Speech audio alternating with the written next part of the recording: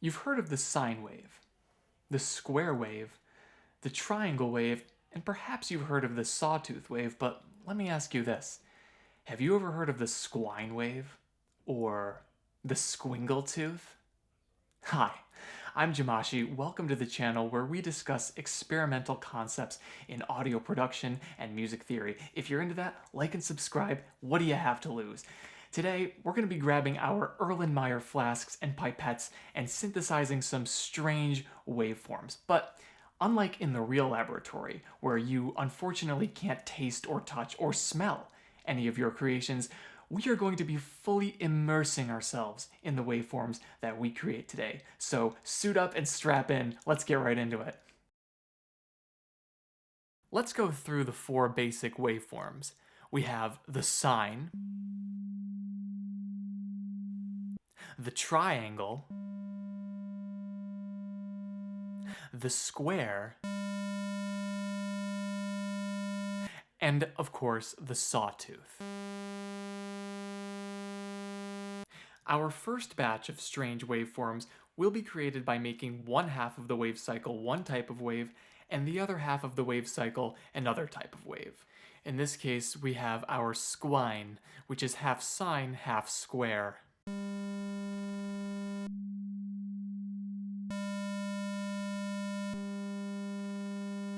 Next, we have our sine angle, which is half sine, half triangle.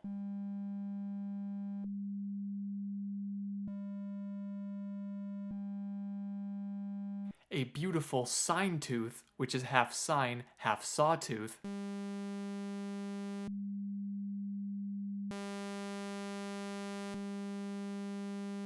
This guy here is a squangle, half square, half triangle.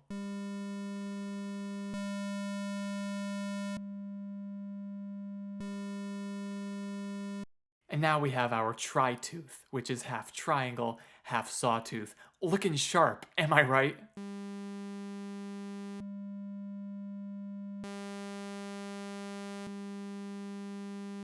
And last but not least of our two wave creations, we have our squaw-tooth, which is half square and half sawtooth.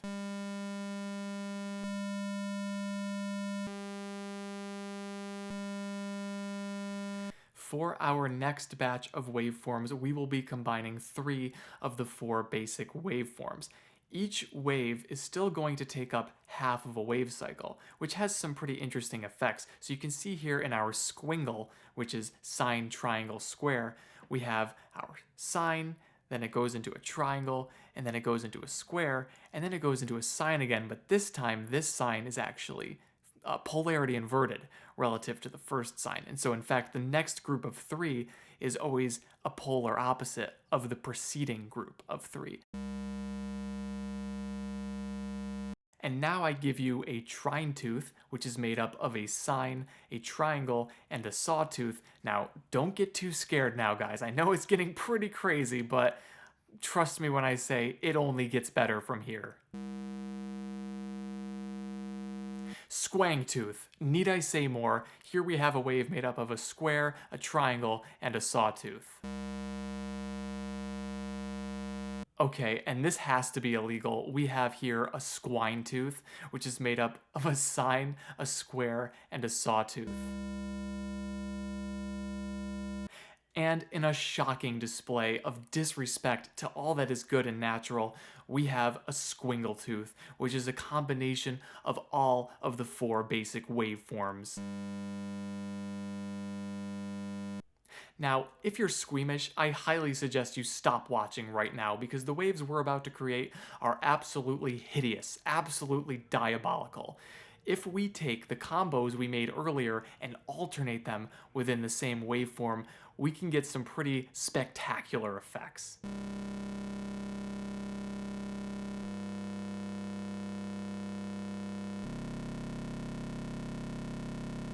And what kind of scientists would we be if we didn't take a closer look at these waves and analyze their frequency spectra?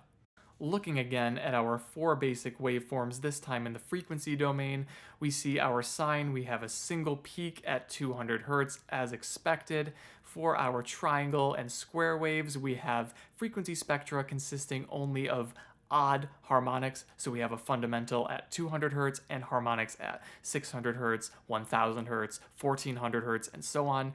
The only difference between the two being that the triangle tends to decay a lot quicker than the square in terms of the relative amplitude of the harmonics. And of course, our sawtooth, we have all the harmonics, even and odd, and decaying in a kind of exponential fashion where the second harmonic is half the amplitude of the fundamental, the third harmonic is 1/3 the amplitude of the fundamental, fourth is 1/4, and so on.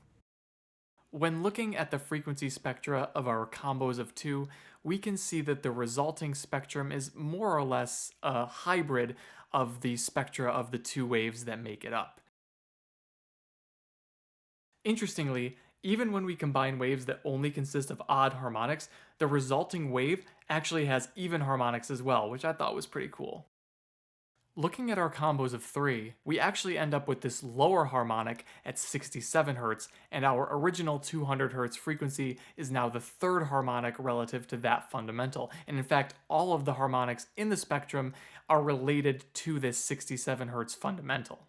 In our combination of all four basic waveforms, we introduce a lower harmonic at 100 Hz, and our original 200 Hz frequency is the second harmonic relative to this fundamental. And once again, as before, all of the harmonics in this spectrum are related to this 100 Hz fundamental. But why do we start to see these lower harmonics in our combinations of 3 and 4? The answer is surprisingly simple. When we introduce groupings of 3 and 4, we are actually introducing a slower oscillation in addition to our original 200 Hz frequency. For example, in our combinations of 3, not only do we have our original 200 Hz oscillation, we also have a slower oscillation between groups. That is, we're going from one grouping of 3 to the next grouping of 3 to the next grouping of 3, and this represents a slower, lower frequency oscillation that manifests itself as a lower harmonic on the frequency spectrum. And finally, when we look at the waves that are alternating between the combinations we created earlier, we start to see some pretty unmusical stuff going on. The spectra here look very chaotic and messy, and in fact, in the third version of our alternating waveform, 200 Hz, our original frequency, is not even the loudest harmonic anymore. It's pretty crazy. But to me, this little experiment has opened up a world of possibilities when it comes to synthesis and sound design.